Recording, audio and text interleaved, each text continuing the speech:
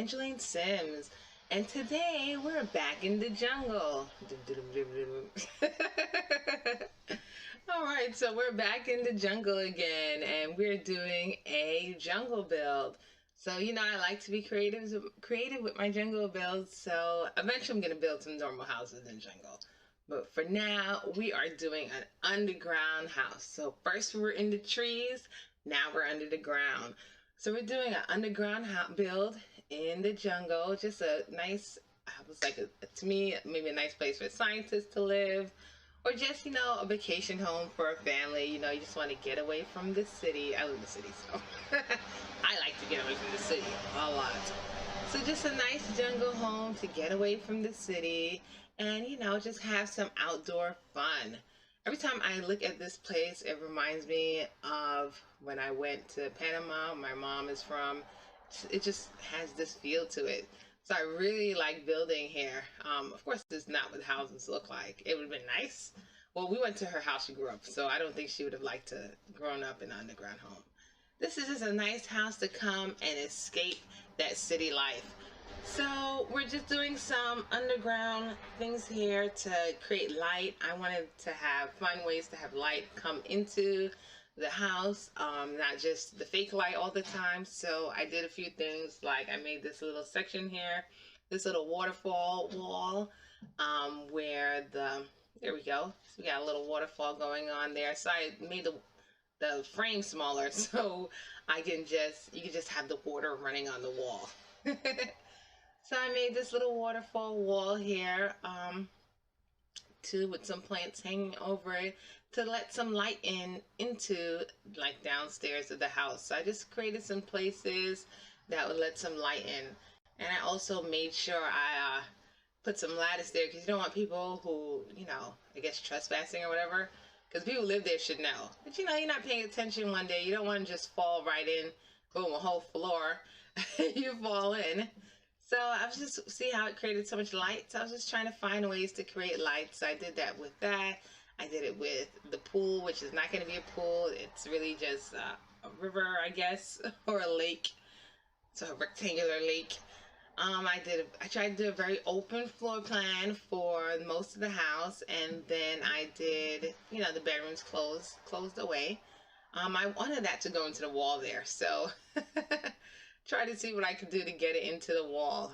And then I saw it, and I was like, what's going on here? But I was able to adjust that. I mean, that just disappeared eventually.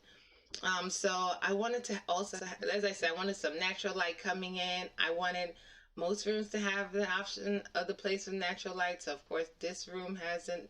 The ones with the octagons over it, they have natural light, but some other places didn't. So I wanted to have natural light too. And here you see me doing this mega size island. I want a huge island. I just thought it'd be really cool. And then I moved this island like 3 times. Then I thought maybe I should have barred the end of it. Then I said, you know what? They could just have a bar. But I like this idea of having this big island. I personally really like kitchens that I don't have like that overhead cabinet. I like just an area with cabinets and that's it. Cabinet wall, that's it. I don't like a whole bunch of cabinets just all over the place. Maybe one section with cabinets and that's all. So we have the kitchen getting done here. Again, we got some dishwashers, our sink, our refrigerator. We got a nice sized kitchen, a little breakfast nook area. I don't remember that's not even their breakfast nook. That's their dining room. That's as breakfast nookie as it gets. That's their entire dining room right there. So they're having their dining room. Which is why I moved this over. And then I said, wait, I think that's too much. I wanted to see how much, I wanted to have enough space for them to sit comfortably and these chairs to fit. And then I was like, just one more over and there we go. Final space for our island. If only it was that easy. But the people don't move that fast when they're doing it in real life, so you have some chances. So we have our dining room over there with a circular table and a nice view. And then here I've decided to put the floor plan for the rest of the house. I was like, we definitely need a bathroom that's enclosed. And I was going to leave the bedroom open I was gonna do one bedroom, then I was like, no, you may want to have two bedrooms. You have guests. That bedroom is pretty large.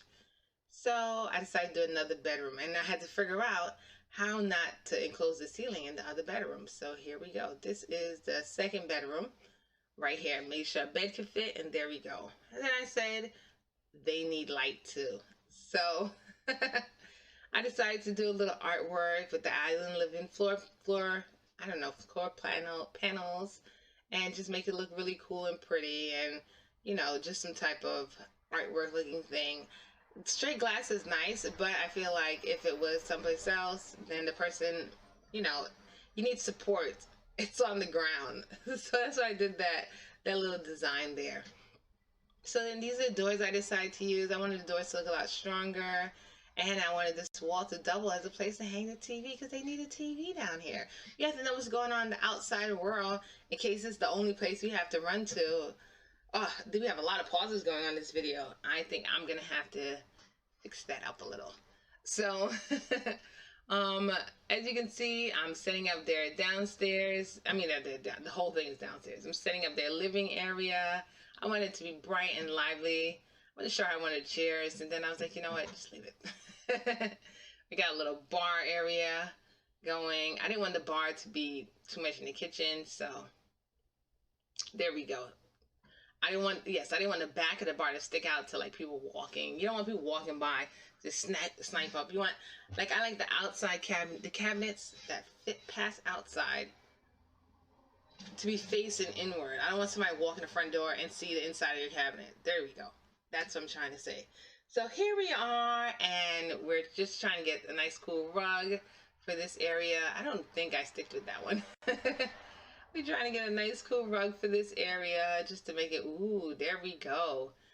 Just to change things up, light things up a little bit. So we have our room that we hit immediately. We have our bathroom, good sized bathroom. And then in the corner here, we have our, what else we got going on here? Our second bedroom. So here I just wanted a even go across. I want 3 sinks. So I put that there. Then we have our shower tub combination here. So I put they could just walk right in there and use the shower or the tub.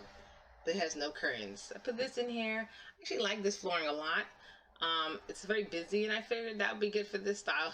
And I decided to use a lot of bold colors because in this environment, people like bold colors. This part of the world, I like bold colors too. My mom is from Central America. They use a lot of bold colors.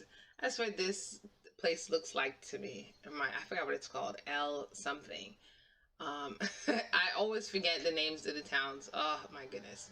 Anyway, this L place reminds me of Central America. So I like to use a lot of bold colors in my builds here because I know the people and a lot of the houses uses bold colors. Recently, I found out that the reason why, well, I don't know about them, but in the Caribbean, people use bold colors. So a lot in these strong, like, standout colors is that they use a lot of concrete material to build and do their walls. So if you leave a neutral color, the concrete, it looks like your house is just not painted. It looks like the natural color of the concrete and you just forgot to do something. So I was told that you always should use like a bold, bright color to know that this project is finished.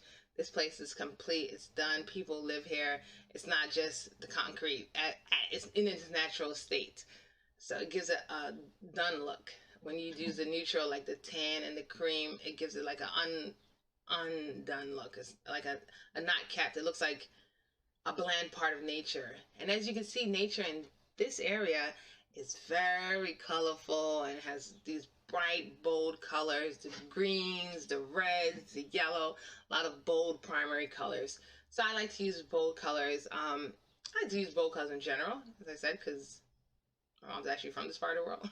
But I like, especially when I'm doing a build that is in the jungle, I like to use a lot of the bold colors. So here you see I'm trying to figure out something for them to do because, my goodness. But I'm sure to me, this is nice right by the water. You can just sit down and do your stuff, play your little chess, ponder your moves, and relax. Here we have a more fun room. So this room is supposed to be a guest room, but I went with this color, this fun color, because again, people like fun colors there. So I just wanted it to be fun. I didn't want it to be too weird looking, so I just try to bring it to life the best I can. So here we are decorating this room. You can see I decorated the other one in the browns. And this one I went for new color. We have brown, we have blue, we have pink, we have light blue. So I figured I put this as, you know, the person who lives here or comes to visit here on their vacation, they're probably from a city place. So I still wanted to have like hints of that. Like they're probably, I wouldn't say a city, well yeah, a city place. They're probably, the person who has this, I would say like, well I'm from the city, but they're like from a big city and this is where they get away and enjoy the nice, calm, soothing sounds of the jungle. But of course the kids aren't that up to things, so they want their room to still look like how it used to look. So there's still hints of what it used to look like.